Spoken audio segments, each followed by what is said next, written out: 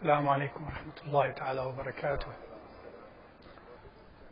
بسم الله الذي لا إله سواه. عفوا بسم الله الذي لا إله سواه، والحمد لله، والصلاة والسلام على رسول الله وآله وصحبه ومن والاه. اللهم تقبل منا صيامنا وقيامنا وصلاتنا. اللهم وفقنا لما تحب وترضى. اللهم اجمع قلوبنا على محبتك وطاعتك. اللهم اربط على قلوبنا.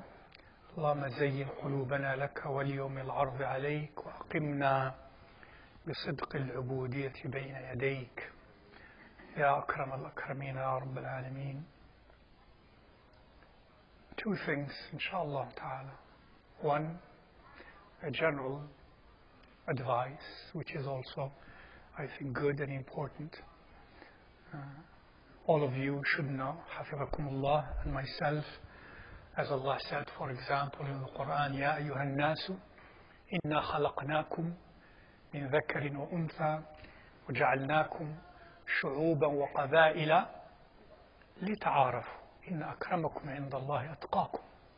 Most of you know this ayah, at least in meaning, alhamdulillah, where Allah Azza wa Jal is reminding us that He created us as human beings, diverse in so many ways, in complexities, in complexions and complexities, in complexions, in languages and so on, male and female, and all that diversity, He says, in order that you know each other, in order that you know one another. And therefore, now I just want to be a little more specific. I don't want to speak on the entire scope of this beautiful ayah. We are here in a masjid, alhamdulillah. We come for salah, walillah alhamd, may Allah reward all of you. And you come we come for taraweeh, may Allah even give greater reward for that. And it seems many of us don't know one another. True or false? And are we actualizing this ayah? No, we're not. And then we come, alhamdulillah, many of us speak only to those whom we know. And some even say salam only to those whom we know. And that's wrong. As a matter of fact, Rasulullah sallallahu alaihi wasallam says of the close coming of the hour is that people will give salam only to those whom they know. You know? هذه second one. And therefore I encourage myself and all my brothers, حفظكم especially, and sisters upstairs, to get to know one another in what pleases Allah Azza wa Jal, not to know one another for evil. Sometimes not knowing anybody is better than knowing somebody. That's for sure, that's true. You can also balance in it by the fact that usually problems never come to you from someone you don't know. True or false? Problems always come from someone you know. And therefore, the less you know, the less problems of potential there is. That's the balance also. Especially under certain conditions and environments and times, as our early ancestors have said, rahimahullah ta'ala, our early salaf. But the general rule is we should learn to know one another. With that, وَتَعَاوَنُوا عَلَى الْبِرِّ وَاتَّقْوَى وَلَا تَعَاوَنُوا عَلَى الْإِثْمِ وَالْعُدْوَانِ. To know one another, to lend support to one another in what is birr, goodness, virtue, morality, ethical conduct, spirituality, goodness, kindness, help, forgiveness, pardon, etc.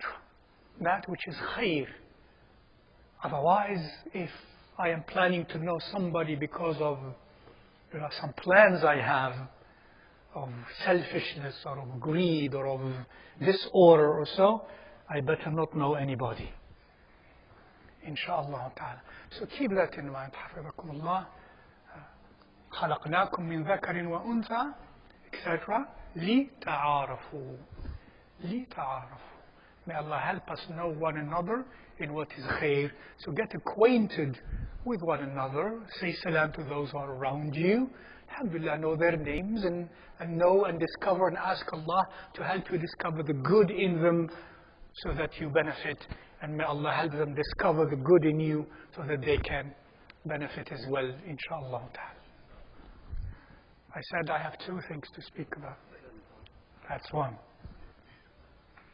Some other thing to many of you here, not necessarily all, and this is only a very small fraction of the number that is here. But I have already addressed these things, but apparently it resurfaces because of those who have not heard what we have shared with one another before on so many occasions. It's a simple issue, but sometimes simple things are, if left undealt with properly, they might inflate and cause an inflation in not in the economic sense, but in the social sense and in the moral sense. Amen. And that is iftar. When we, as we say in English, we break our fast. You know, the hammer, and then we hit on the fast. I show you. I have fasted, I have held food from dawn to sunset. Now I'm going to show you. So we break the fast. And that's what most of us do. We eat with vengeance. But that's not what I'm going to talk about. But alhamdulillah, most of you, bi'idhnillah, most of us, I hope, eat with balance and moderation, inshallah ta'ala. And not do that excessively, because it doesn't help us in salah. It doesn't help us in qiyam. It doesn't help us in dhikr. It doesn't help us in our ruh, in our spiritual energy and preservation. Because the more we eat, the more we become kathif, thick, not only in the physical sense, but in the spiritual sense.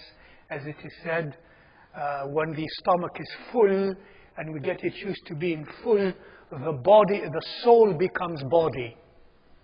Even the soul becomes material.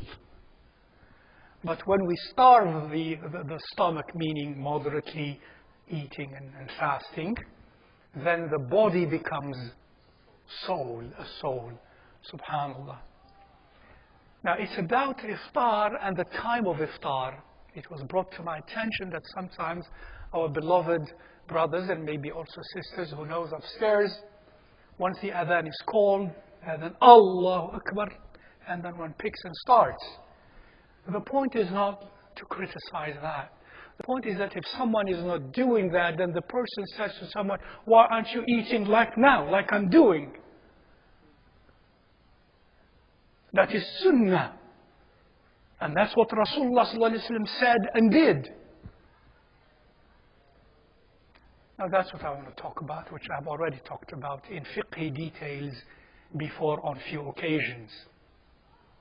Of course, the attitude of a person who chooses to eat, and this is what most people have learned and have been told, once Allahu Akbar starts, doesn't listen to the adhan, doesn't repeat after the muazzin, then begins and considers that the, with capital TH, sunnah, and the other thing is wrong or haram or in bid'ah in the negative sense. How many of you have heard me already speak on this issue from the fiqh sense before? Raise your hands. Well, the majority of this group, alhamdulillah, that's good. But there are few who didn't, and there are most who are not here, maybe didn't. And therefore they might behave in ways that are improper towards others. So let me say again, that in this matter, unlike the conventional wisdom that most people have, that conventional wisdom is not necessarily the fiqh of the ulama. And though you hear people on pulpits and in books of nowadays mentioning that to be the only reality. And that is the wisdom and the sunnah of Rasulullah sallallahu alaihi wasallam. That's incomplete, the least to say, not to be harsh and to say more than that. That is incomplete and therefore wrong in the fiqh sense. Why is that? The text that most know or repeat and is told as evidence is, for example, what Imam al-Bukhari and Muslim both related. لا يزال الناس بخير. Continue. You know the text? أين ما عجل الفطر. لا يزال الناس بخير ما عجل الفطر. Listen to the words carefully. People, that is the Muslims who fast Ramadan, are بخير, are well with Allah Azza wa Jalla. In other words, they are well, they are بخير in so many ways. As long as they expedite the iftar. The iftar, not the breaking of the fast. We should invent a word in English called iftar. ما عجل الفطر. And other texts in the same exact meaning, all authentic texts. So what am I talking about then? Does the text say, once you hear Allahu Akbar, you start eating? Does the text say that? The text does not say that. About those who make it as though that's what the text teaches. All what the text teaches is expedite the fitr. تعجيل الفطر. Did it say exactly what the limitations, the limit of that interval of ta'jeel between A and B, what that limitation is in this text? No. So a person who uses this text as evidence is bringing an evidence in the wrong place. It has nothing to do with that. That says, in general, be fast in having your iftar. Don't delay it. Nowhere does it say, as far as I know, and no alim has mentioned otherwise, nowhere does it say that once you hear adhan, you must eat. That is my sunnah. Number one. And therefore, to say that that's what the sunnah is, and the one who is waiting a few seconds later, or a few minutes later, or more minutes later, you're wrong. No, you are wrong. And you are bringing something in the deen that has no textual bearing or evidence. You misunderstood. You have the right text, but you read it improperly. Whether you think you're a scholar or a layperson or a student. And most of us repeat what we are told anyways. Is this clear? Is my point clear? Am I finished now? Okay. Now you're used to it. Huh? You're used to me. That's the start. That's the warm-up. Now, if this is not enough, there are other texts. The scholars, the real scholars, may Allah help us be their servants, the real scholars never take one text and say, this is why I'm doing what I'm doing. Scholars never do that. Those who are mediocre scholars, or mediocre students of knowledge, or mediocre repetitors, those are the ones who do that. Because there is a text. The scholars, what they do on any issue, they collect what? We have done that in the seminar on Usul al-Fiqh. What do these scholars do? They must collect all of the texts pertaining to the issue that they are studying. All the texts, first of all, the Quran and the Sunnah of Rasulullah sallallahu alaihi wasallam, and the practices of the early predecessors, and after that, the analyses of the scholars of all of that data. To say one text is very wrong, very, very wrong. I don't have the time to explain, to give many examples why from the Quran and from the Sunnah. Here, and as a matter of fact, this case is also an example. Because there are many other texts with this text. As we said, even that text alone does not teach that you must begin to eat once you hear Allahu Akbar. It says you must. What should you do preferably? It is actually istihbab. It's not tahreem. It's not wujub. It's istihbab. Otherwise it's karaha. No, that's another discussion. It speaks of an interval of time. How do we know that? The next hadith, related by Imam Al-Hakim in his Mustadrak, and it's an authentic hadith also, in which Rasulullah sallallahu alayhi wa sallam says, لا تزال أمتي على سنتي ما لم ينتظروا بإفطارهم أو بفطرهم النجوم. End of quote. My ummah is still following my sunnah on this matter, that is, as long as they don't wait in their iftar until the appearance in the sky of the stars.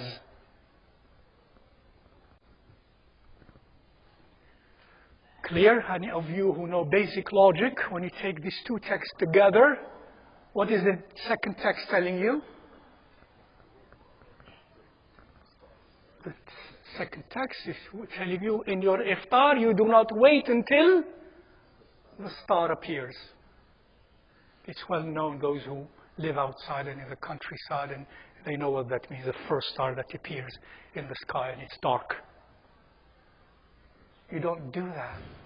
And therefore, in addition to the fact that this text, that's what it teaches that ta'jeel, expediting iftar, means what? What does it mean? Somebody must know. I mentioned the text. Otherwise, you all fail your basic math. That means what? What's ta'jeel then? The second text explains what ta'jeel means. Ta'jeel means as long as you have iftar before the stars appear. That's ta'jeel. That's expediting. In other words, there is an interval of time that is ta'jeel. Outside of that interval of time, you have not done the right thing. We have not followed the sunnah of Rasulullah sallallahu alayhi wa sallam. In this case, the hukm, however, is karaha, makruh, not haram. As the fuqaha, the experts of ilm, of analysis of the texts, have concluded. So that's what expediting means. And there are other texts. Now, let's see. Another text teaches that the companions of Rasulullah sallallahu alaihi wasallam, kana ashabu Rasulillah sallallahu alaihi wasallam a'jala an-nas fitran. That the companions of Rasulullah sallallahu alaihi wasallam used to be of those who were earliest in having iftar, most expediting of their iftar. That's what it says. It didn't say something else. Now let's see what is expediting over their iftar. Does it fall in the context of the two texts we mentioned or not? Well, some texts teach, as the like of Sayyiduna Abdullah ibn Abbas and Sayyiduna Abdullah ibn Umar radiallahu ta'ala anhuma in some narrations, that they expedited their iftar early. After hearing the adhan, they begin. And that falls in the category of the text. Did any companion do otherwise? The answer is yes. As I have mentioned to you before, and there are texts, many texts, of which in Al-Muwatta of Imam Malik, and in Al-Sunan of Al-Bayhaqi, and Al-Istidhkar of Ibn Abdul Barr, and Al-Tamhid of Ibn Abdul Barr, in commenting on the hadith also, that the following companions used to have iftar after Salatul Maghrib. I know most of you have never heard of this. If we, because of some reasons I don't want to go into at this point, in terms of where we get our sources of knowledge from, and how confined we are versus how diverse our sources should have been. And that's why we don't know, some of you don't know, what is already there for 14 centuries from the greatest of minds and of scholars. So here's an Imam Malik, rahimahullah ta'ala. And later on, in the collections of Imam al-Bayhaqi, and between them, and Imam ibn Abdul Barr earlier than al-Bayhaqi, and so on. That the companions like, we have these are the heaviest of weights, as you know, amongst the companions. Who are the heaviest of weights amongst the companions that you know of? That's usually what we start with. And now, at least what I know, I did not verify about Sayyiduna Mawlana Ali radiallahu ta'ala anhu. At least what I know verifiable, the first three in this text used to have iftar after Salatul Maghrib. In Ramadan. Go read Al-Muwatta, those of you who are some basic students of ilm. Go read Sunan al-Bayhaqi. Go read Al-Tamheed of Ibn Abdul Barr. Go read his also Al-Istidhkar. Go read Subul al-Salam, the Imam al-San'ani, on the commentary of the work of Ibn Hajar al-Asqalani of both Bukhari and Muslim texts. And so on. Now this practice teaches us what? What does expediting mean? Not only the texts are very clear, but the practice of the Sahaba was in the interval from Adhan until before the appearance of the Nujum. That's what expediting means. Any time in that interval is ta'jeel, is sunnah of Rasulullah sallallahu alayhi wa alihi wa sallam. Finally, this is my own analysis now. Take it or leave it, it's up to you. What I'm going to say next. Up to this point, it's all great minds before us. Now this, and it might have been said, but I did not read it. I don't know. Now, since the interval of iftar, it's an interval, right? It's not a set point only. It's a wide interval. Now, do you know, and this you know, the text which most of you practice, and I hope all of you and all of us practice, when we hear the mu'adhin, what is the sunnah of Rasulullah sallallahu alaihi wasallam? To stop anything you're doing, even if you are reading Quran. And preferably istihbaban, it's not wujub either, istihbaban. And you do repeat after the mu'adhin. Can you wait until the mu'adhin finishes and you go say Allahu Akbar, Allahu Akbar? As the mu'adhin says Allahu Akbar, you say Allahu Akbar. As he says La ilaha illallah, you say La ilaha illallah. As he finishes saying Ashhadu anna Muhammadan Rasulullah, you say that. That has no time to be delayed. But iftar has an interval of time. Now if these two things come together, the mu'adhin and I may start my iftar, and I want istihbab. Neither of them is obligation. Which one takes precedence? Since I can't do both. I can't do both at the same time, because one does not have wide time, the other one has wide time. And I wish I could do them both, and to do them both, the only way to do them both is to wait until the mu'adhin finishes. That's another late argument. That's not the original essential argument. This is a logical, fiqhi, spiritual argument. But the arguments are textual. So please, remember that and communicate that. Because there are some people, and years ago, some imam heard that it is said that he said, Astaghfirullah, this is bid'ah. And the poor Imam didn't know the text. And the poor Imam didn't know the analysis of the ulama of those texts. Even the ulama he follows. La. Be very careful. Diversify your sources of knowledge. Especially nowadays in this time. Diversify your sources of Islamic religious knowledge. And hold fast to the ancient when it comes to religious practices.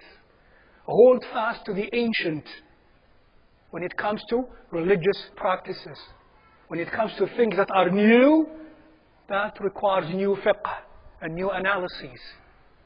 But for ancient religious things such as salah and siyam and dhikr and hajj and so on and umrah and etc., etc., hold on to the ancient. And that is the teaching of Rasulullah sallallahu alayhi wa sallam. خُذْ مَا تَعْرِفْ وَدَعْ مَا تُنْكِرْ عَلَيْكُمْ بِالْعَتِيقِ, says Sayyiduna Abdullah ibn Mas'ud or Sayyiduna Umar, I forgot. عَلَيْكُمْ بِالْعَتِيقِ, hold on to the ancients when it comes to these matters of religious issues. May Allah open our hearts to what is khair, inshaAllah ta'ala. May Allah help us see truth as truth and give us the strength to embrace it. May Allah help us see falsehood as falsehood and give us the strength to keep away from it. Wassalamu alaikum wa rahmatullahi ta'ala wa barakatuh.